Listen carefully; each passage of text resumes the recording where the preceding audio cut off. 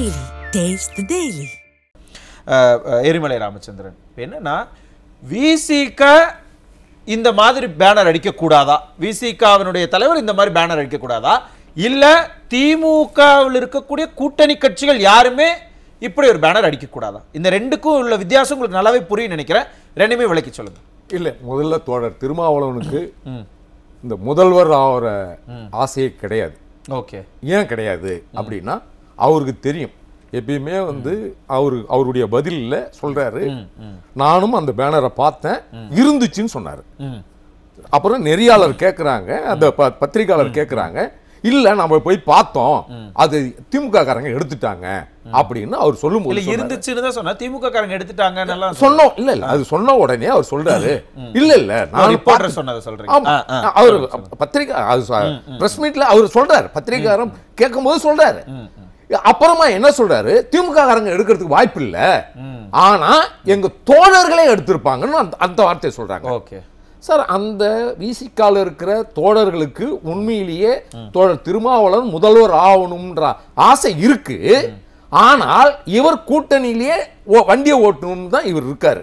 ஒண்ணு, இவர் மதுரையில ஏத்தப்பட்ட கொடி கம்பம் உடனே அகற்றப்பட்டுச்சு. மதுரை, ஈரோடு, நாகப்பட்டினம், இது போல இடங்கள் இல்ல, வேலூர், இதெல்லாம் இவருடைய கொடி கம்பங்கள் அகற்றப்பட்டது திமுகவா அல்லது விசிகாவினுடைய தோழர்களான்னு தோழர் திருமாவளவன் சொல்லணும். எப்படி பேனரை விசிகா காரங்க தான் எடுத்துட்டாங்கன்னு சொல்ற தோழர் திருமாவளவன், இந்த கொடிக்கம்பங்களும் அவங்க தான் அகற்றினாங்கன்னு முதல்ல சொல்லணும். அவர் சொல்லணும்.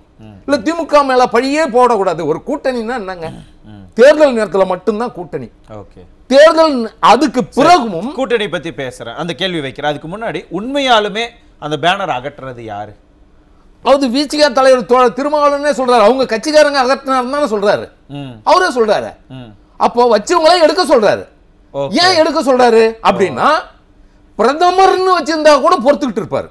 ஓஹோ, அவரு முதல்வர்னா எங்க திமுக தலைமை கோச்சுக்குமோ, திரு ஸ்டாலின் அவருக்கு அந்த பேனர் பிரச்சனை இல்ல, அந்த பேனர் யார தாக்குதுங்கிறதுல தான் பிரச்சனை. ஆமா, இங்க முதல்வர் கணக்குக்கு வரக்கூடாது. தமிழ்நாட்டு அரசியலில் தன்னை நிலைநிறுத்திக் கொள்ளக்கூடாது. இவர் பட்டியல் சமூக தலைவர்னு பேசுறவங்க எல்லாம் பேசுறாங்க. நிஜமா சொல்றேன், அவர் பட்டியல் சமூக தலைவரே கிடையாது, அவர் பொது தலைவர் தான்.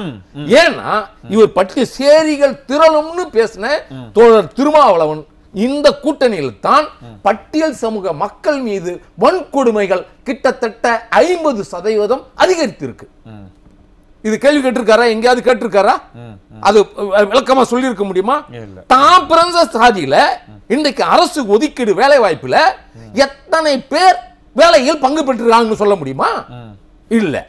அப்போ இது மட்டும் இல்ல, சக தோழரா இருந்த திரு ஆம்ஸ்ட்ராங் அவருடைய படுகொலையில் செல்வி மாயாவதி சொன்னாங்க சிபிஐ விசாரணை வேண்டும்னு. உயர் நீதிமன்றம் சொல்லுச்சு, உச்ச நீதிமன்றம் சொல்லுச்சு, புரட்சி தமிழர் அண்ணன் எடப்பாடியார் கூட சிபிஐ விசாரணை வேண்டும்னு கேட்ட அத தோழர் திருமாவளவனால் ஏன் சிபிஐ விசாரணை வேண்டும்னு கேட்க முடியல. அப்ப கேட்க முடியாத தோழர் திருமாவளவன் எப்படி பட்டியல் சமூக தலைவராக இருக்க முடியும்? ஓகே, இருக்க முடியாது. அப்ப இவர் அளவுக்கு அவர் போட்டு அவ்வளவு அழுத்தம் கொடுக்கறாங்களா, பிரஷர் பண்றாங்களா? இல்ல, இவர் நான் எனக்கு தெரிஞ்சு சொல்றேன், ஒரு சட்டமன்றத்துல திரு கருணாநிதி முதல்வர் இருக்கும்போது ஒரு நேரத்தில் அண்ணல் அம்பேத்கர் பெயரில் விருது கொடுத்தது புரட்சி தலைவர் எம்ஜிஆர். அப்போ எப்படின்னா, பட்டியல் சமூகத்தில் இருக்கிற உழைச்சவங்களை தலைவர்களை அடையாளம் கண்டுபிடிச்சு பொற்கிழியும் அண்ணல் அம்பேத்கர் விருதும் கொடுக்கப்பட்டது. தோழர் திருமாவளவன் சட்டமன்றத்தில் யாரோ சொல்லி கொடுத்தது போல் பட்டியல் சமூகத்தில் இருக்கிற தலைவருக்கு நீங்க அம்பேத்கர் விருது கொடுக்க கூடாது, சட்டமன்றத்தில் திரு கருணாநிதி எதிர்க்க பேசினாரு, கொடுக்க கூடாது, மற்றவங்களுக்கு கொடுங்கன்னு சொல்லி அந்த நடைமுறையை மாத்தினவர் தான் தோழர் திருமாவளவன். அப்படி இருக்கும் பொழுது இவர் வாழும் அம்பேத்கர் சொன்னா அவர் மனம் அப்படியே புகழ்ந்துக்கிறார், மனசுக்குள்ள அப்படியே ஆனந்தப்படுறார். ஆனா வருங்கால முதல்வர்னு சொன்னதுல தோழர் திருமாவளவனுக்கு என்ன சிக்கல் இருக்கு? என்ன சிக்கல் இருக்கு?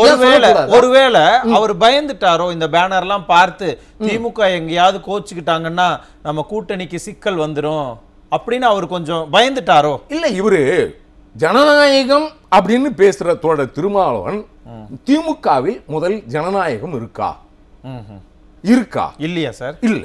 ஏன் இல்லங்கிறீங்க? ஏன்னா அது ஒரு சாதி கட்சி மாதிரி தான் சார். நீங்க நினைக்கிற மாதிரி அண்ணா திமுக மாதிரி சாதி பார்க்காத கட்சி இல்ல. திமுக எப்பயுமே ஜாதி பார்க்கும். ஏன் சாதி பார்க்கும்? சமூக நீதி கட்சிங்கறாங்க, சாதி பார்ப்பாங்கங்கறீங்களா? இல்ல இல்ல, நீங்க சாதாரணமா திரு ஸ்டாலின் அவர்களே ஒரு நபரை சந்திக்கும் போது நீங்கள் கவுடாவான் கேட்டவர் தான் முதல்வர். அது இப்ப ஒண்ணு இல்ல. அப்படி பார்த்தா திரு எம்பி கதிர் ஆனந்த் அவர் கூட தான் இன்டர்வியூ பண்ணும்போது நீங்க என்ன சமூகத்தை சேர்ந்தவர்னு அவர் கேட்கறாங்க. அது ஒரு எலெக்ஷன் ப்ராசஸ்ல அது ஒரு பிரதிநிதித்துவம் அப்படிங்கிறதுக்காக இருக்கலாம். நீங்க விசிகானுடைய கொள்கை என்ன? சாதி ஒழிப்பு, மக்கள் விடுதலை. இதுவரை தோழர் திருமாவளவன் சாதி ஒழிப்புக்காக எங்கெல்லாம் பேசியிருக்கார், என்ன முன்னெடுப்பு நடத்திருக்கிறார்? திரு ஸ்டாலின் இன்னின்ற விகுதியை இருன்னு மாத்துறதுக்கு தொடர்ந்து பேசலாம். ஒரு சிறிய இடைவேளைக்கு பிறகு உரிமை குரல் நிகழ்ச்சி தொடரும். எரிமலை ராமச்சந்திரன், இப்ப என்னன்னா இதே மாதிரியே திமுக தன்னுடைய கூட்டணி கட்சிகளை நீங்க அதை பண்ணக்கூடாது இதை பண்ணக்கூடாது அப்படின்னு ரெஸ்ட்ரிக்ஷன்ஸ் போட்டுக்கிட்டே இருந்தாங்கன்னா கூட்டணி கட்சிகள் என்ன பண்ணுவாங்க சார்? முறையா தோழர் திருமாவளவனுக்கு அங்கிருந்து வர வேண்டியதுதான் உண்மையிலேயே. ஆனா அவர் வரமாட்டாரு. பாவம் விசிகா தோழர்கள் ஒரு 2 நாளுக்கு முன்னாடி கூட நேத்து முந்தா நாள் அரியலூர்ல